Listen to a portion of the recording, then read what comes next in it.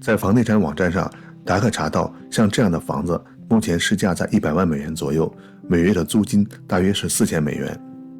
对这种普通的小2层楼，陈丹青先生在一次演讲中这样说：有没有一些你每一次回来纽约还是会去经常去的地方，会让你想到这就是到他的故居，他曾经租过的地方，就是 Jackson Heights。我住在 Jackson Heights 35 Avenue 的79间左右，他住在82街的30 Avenue。从我家走过去大概10分钟左右。我今年刚刚写了一篇纪念他的文章，就是写他的故居。今天很荣幸 Massacre 在不在？哎，这位女士就是当时租她的空间给木星的这女士，哎，她跟她这个她这个家好了，她有个小小的之类在那儿。那么这些年呢，我木星先生从草地围宅里搬出来呢，这个我们到处就给他找房子，就是不是地段过嘛，就嫁给我是。最后，我太太跟 Massacre 认识，哎，她说我82街有个小地方，要是她不嫌小的话，哎，木星倒很喜欢，木星喜欢很背景的地方，不容易找到他的地方，在那住了6年，在那6年期间，他写了很重要的东西，一个是世界文学史讲课的讲义，另外一个就是诗经演，还有无数的诗。他的我纷纷的情欲巴龙，这个大概有2/3的诗是在那个小地方写出来的。谷歌的地图上，木星先生在皇后区杰克逊高地的故居已经用中文特地标记出来。在附近住过的谢淑女士曾撰文介绍了整个小区的来历。皇后区隔着东河，遥望曼哈顿，杰克逊高地就在皇后区的西北部位。这一区域建于上世纪30年代，是那个年代纽约中产阶级仿效欧洲风格建造的高级公寓区，类似今天中国的小区。据说著名的查理·卓别林就在这里住过5年。又据老纽约说，那个年代曼哈顿不少老板把情人安顿在这里。70年代后，白人居民逐渐减少，东欧、印度和南美的移民逐渐进入。80年代后，选择移居到这里的华人越来越多。90年代，纽约市政府将杰克逊高地列为古董街区，更换了路牌。这一带的树木经历了70-80年的历史，春夏秋季每条街都布满了林荫。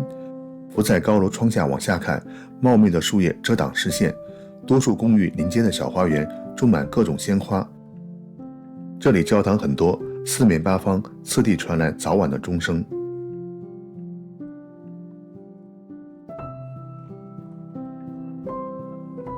1991年到1996年，木星先生就住在这里。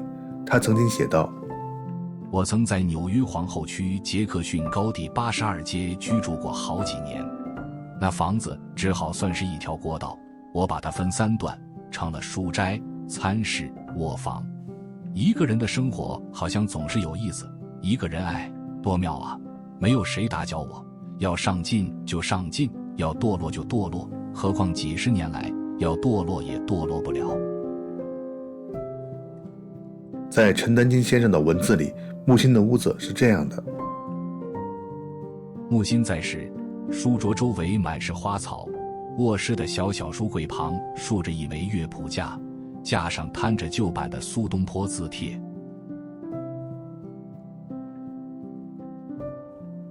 大家知道这些年我在国内就做一些跟木星相关的事情。他身后去世以后，我在乌镇帮着做出了他的纪念馆，今年还在做他的美术馆。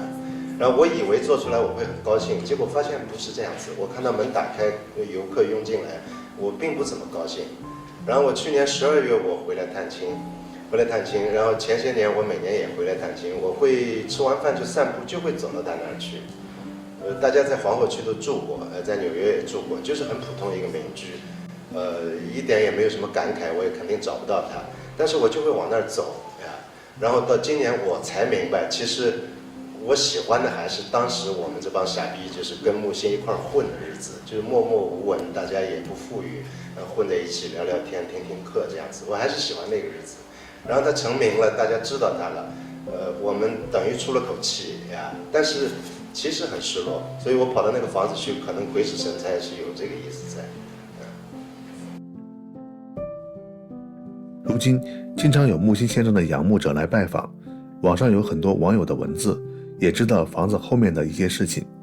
4、5年前，房子的主人那位女士去世，去世前她曾希望女儿将房子卖给对面的邻居罗伯特先生。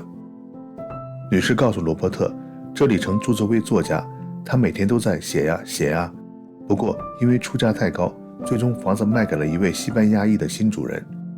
新人将房子做了改建，有位网友从新主人那里还得到了改建时的照片。罗伯特还说，曾有华人想买下这栋房子，他帮忙将信转给了新主人，但最终没有结果。很多年前，达克曾在离这里开车不到10分钟的地方短暂居住过一段时间，至今的感觉还是个鱼龙混杂、车水马龙、餐饮发达的地段。不曾想，木心先生走在景物相似的地方，微微写下题为《杰克逊高地》的短诗。达克特地选在5月再次来到这里，看看诗中提到的阳光、树荫和电线，也体会一下如何能让世事尽可原谅。杰克逊高地，这是题目。5月将近，连日强光普照，一路的树荫。该时到傍晚，红胸鸟在电线上转鸣，天色舒淇地暗下来。那是慢慢的，很慢。6叶丛中的白屋，夕阳射亮玻璃，草坪石头还在洒。